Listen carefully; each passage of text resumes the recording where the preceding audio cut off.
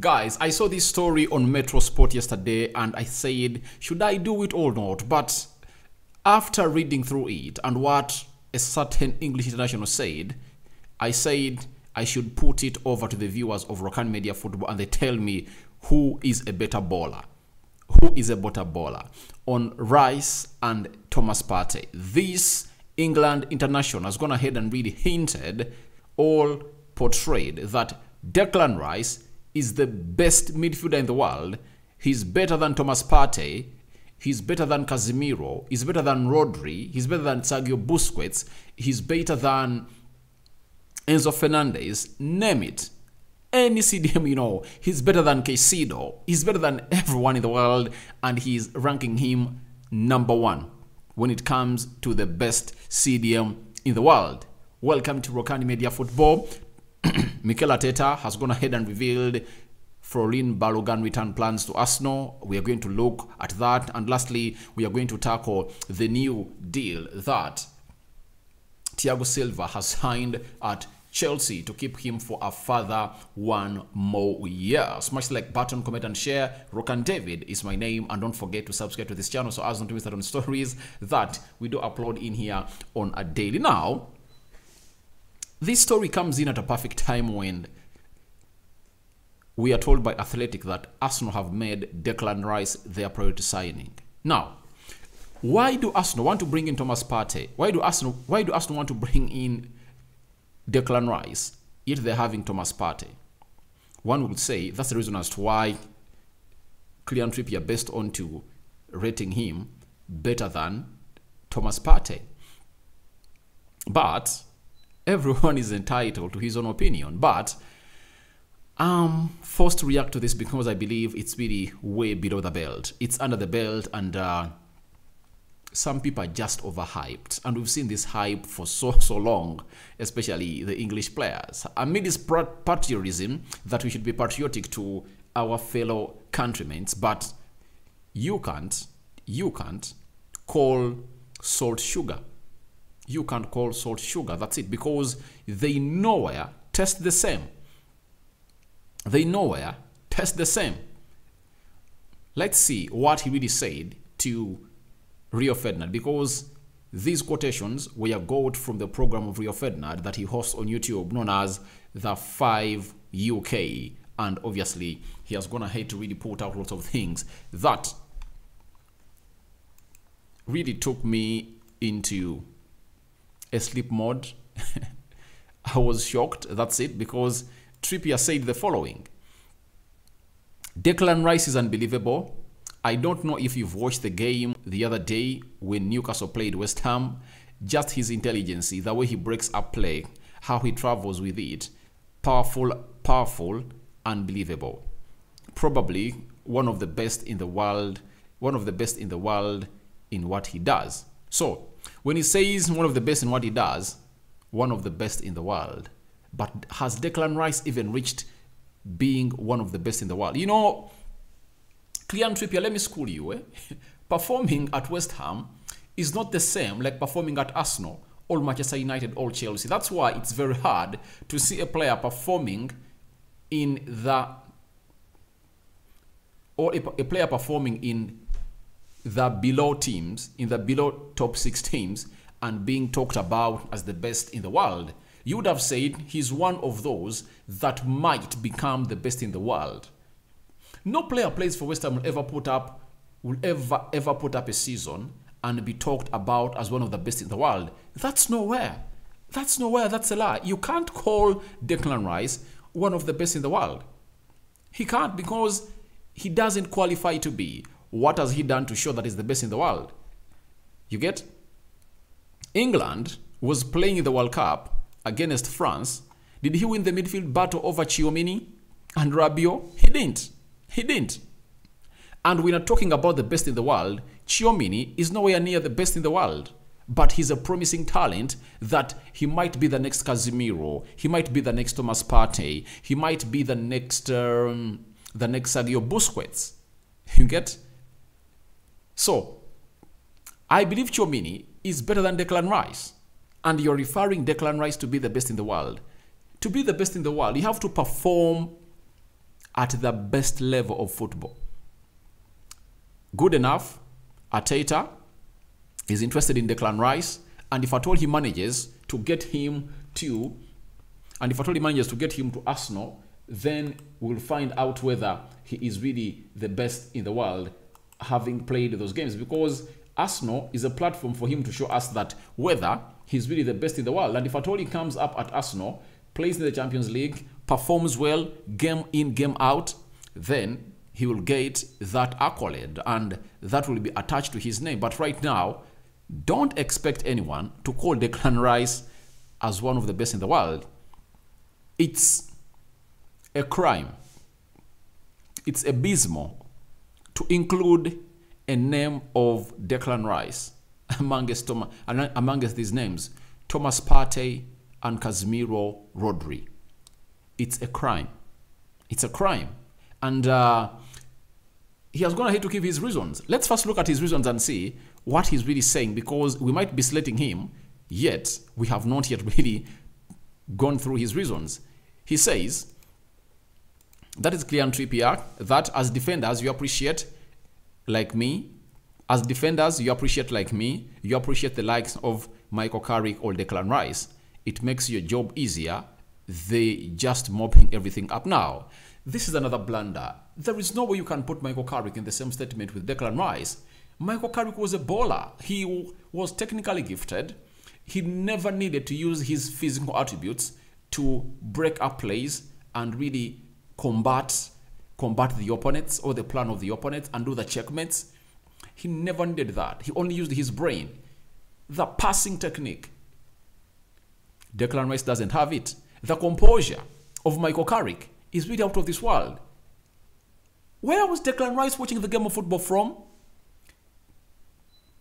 I knew that Tottenham Hotspur bought you and took you to their stadium and to their team. I think they never showed you the clips of Michael Carrick while still at Tottenham Hotspur. If at all you want to see who Michael Carrick was, come and watch the clips of Manchester United. He transformed that midfield of Manchester United because Sir Alex Ferguson had looked in for very many central defensive midfielders, Jemba, Sebastian Veron, to come in and cover up for a player known as Roy Keane, and he failed. He tried even to play the likes of Alan Smith, Rio Ferdinand in that position, but guess who really gave us stability into that position again? It was Michael Carrick. So don't put Declan Rice in the same statement with Michael Carrick. Michael Carrick was a natural. Declan Rice is not a natural. You know, these are players that we refer to as chalkboard midfielders. He's just taught. He has just learned the game. And that's why he's limited. He's very limited. And hearing Declan Rice being compared with Michael Carrick pisses me off. I just think this guy is talking in his ass. That's it. Because you can't tell me that you're putting Declan Rice and Michael Carrick in the same statement. You guys, you're overrating this guy. This guy is just overrated. He is overrated. In the Premier League, there are very many CDMs that are better than Declan Rice if I'm to mention them and name them. He's not better than Jorginho. He's not better than Thomas Partey. He's not better than Enzo Fernandez. He's not better than Casemiro. He's not better than Fabinho. He's not better than Rodri. He's not better than Caicedo. Who else? Which other midfielder really plays well in the Premier League? All right, those are like 7. Now, if you are not better than the 7 I've mentioned, then how come you are being put into a statement of being one of the best in the world? And this is where he really made me pissed totally. With his statement, Kylian Trippier pissed me off totally. Don't get me wrong, Casemiro, the trophies, he's won the Champions League, of course. He's a world class. But if you are talking right now, Declan Rice is incredible. He's got the age as well. When you look at that's such a statement, you know, when he's talking about Casemiro, he's talking about Thomas Partey. That Thomas Partey is 28, 29, Casemiro is 30, and Declan Rice is 24, 25. Now, Casemiro at that age, he had already made a name in world football, was playing at La Liga. You get? 4 or 5 years back. He was winning Champions League. He was playing in the Champions League. Declan Rice we're talking about right now, he's not even playing in the Champions League. He's nowhere near what Casemiro achieved at that level. Thomas Partey, at that age, he was at Atletico Madrid playing Champions League football and competing for the La Liga. What has Declan Rice in that age competed for? Can I hear you again? So I don't want us to be derailed from the fact. Declan Rice is a good player, but is not the best. He's not among the best. And there is no way he will go to the galaxy of the best CDMs in the world if at all he doesn't see himself out of West Ham, because we want to see him at the world level, at the best stage where the best really portray their talents. That's why last season he was too vocal on wanting to play in the Champions League, that he misses playing the Champions League. He wants to come into a team like Arsenal or Chelsea and play in the Champions League. And trust me, unless otherwise Partey or Casemiro or Rodri get out of the Premier League. But he is not going to supersede them. He is not going to supersede them. Let's be here. You get? We've seen games of United playing Casemiro facing Declan Rice. Who wins the midfield battle? Who wins the midfield battle? You know, if you are good enough, you go ahead and win the midfield battle no matter which team you're playing for. You get? For example, N'Golo Kante, while he was playing for Leicester City in 2016 when they won the Premier League,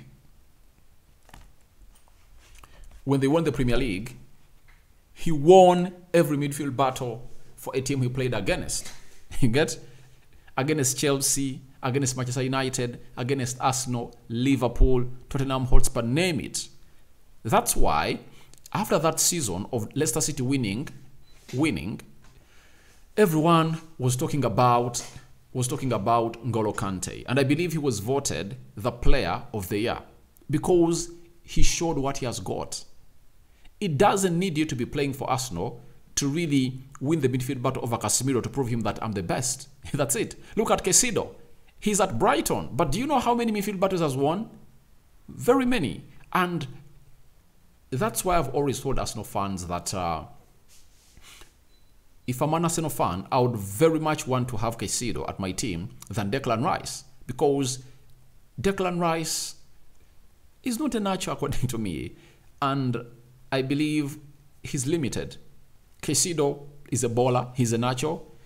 He offers you a lot than Declan Rice. And people are really talking about Declan Rice being the best in the world, playing in the CDM.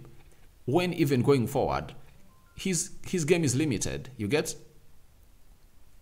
So, Met, Kylian Trippier, I know you love your Mets. You want to go all out and really praise him. He might be your good friend, but next time you get an interview like that, don't ever, ever, ever, ever say he's one of the best in the world. One of the best in the world, it's a very huge word. Look at Matthias Nunes. Look at Filfina. Look at Ruben Neves. I had even forgotten Ruben Neves. Is Declan Rice better than Ruben Neves? No way. No way. So, that is a lie. Partey is better than Declan Rice.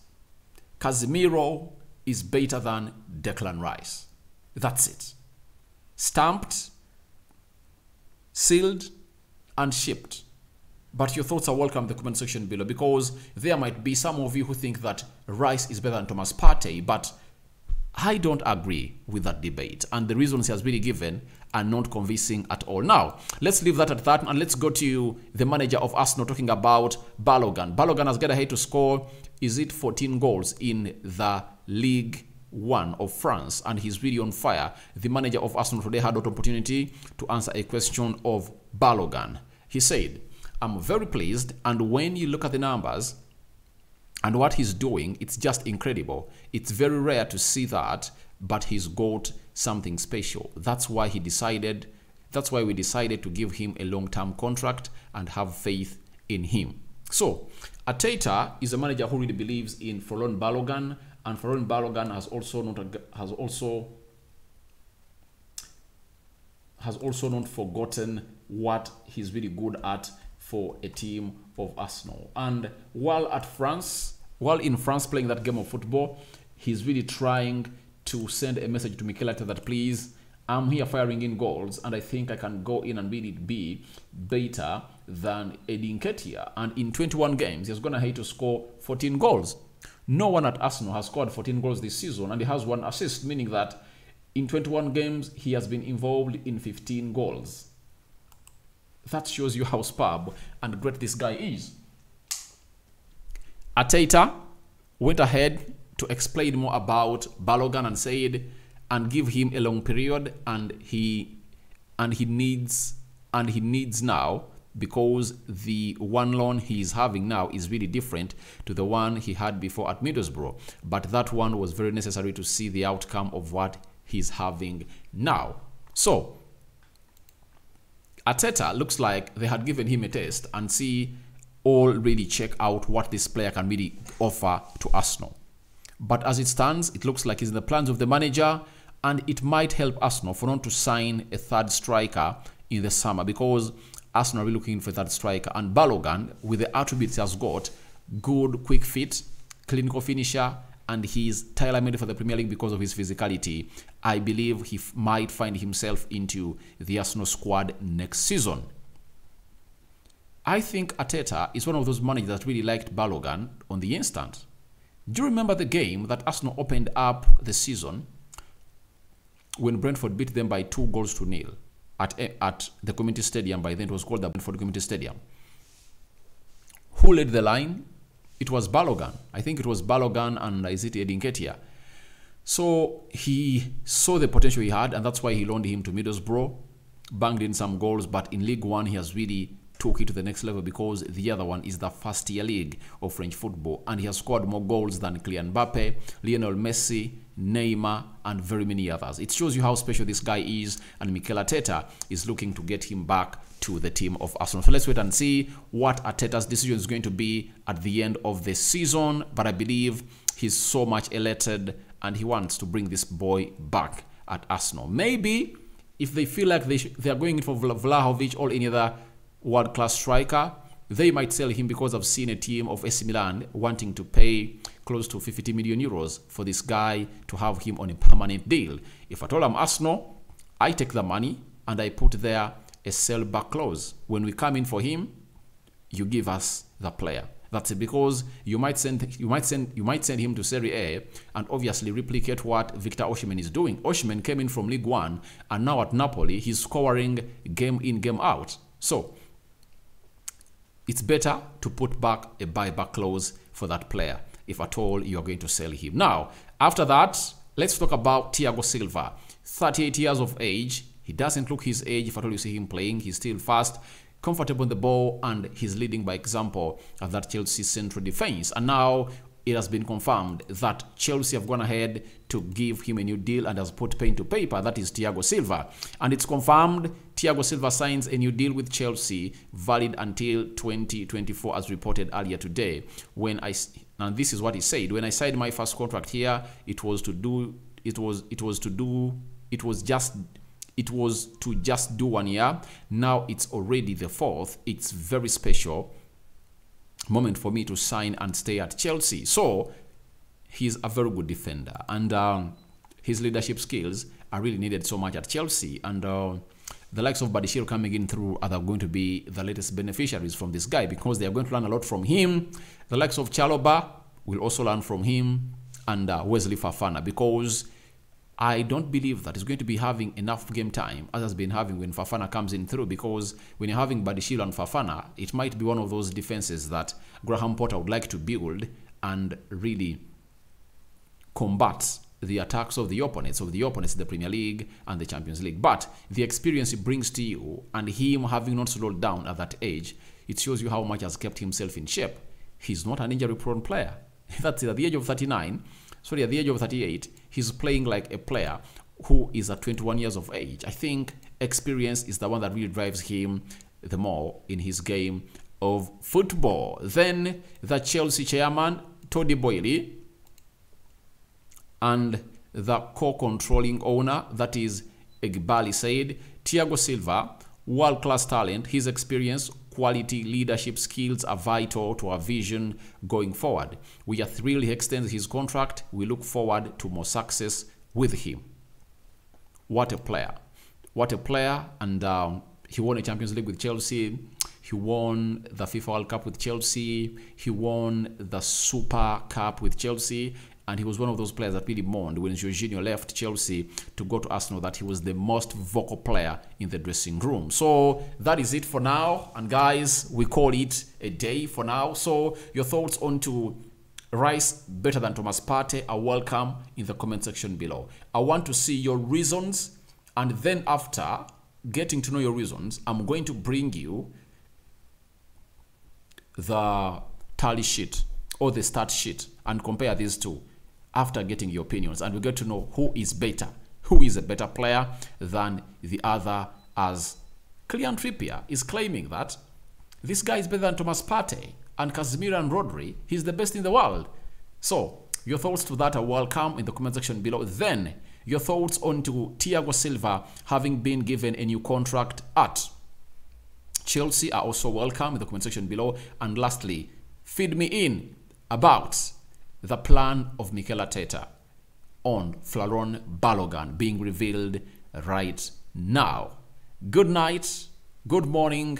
I cover you all in the precious blood of Jesus Christ, and may the Almighty Lord bless you abundantly. I'm out. Bye-bye.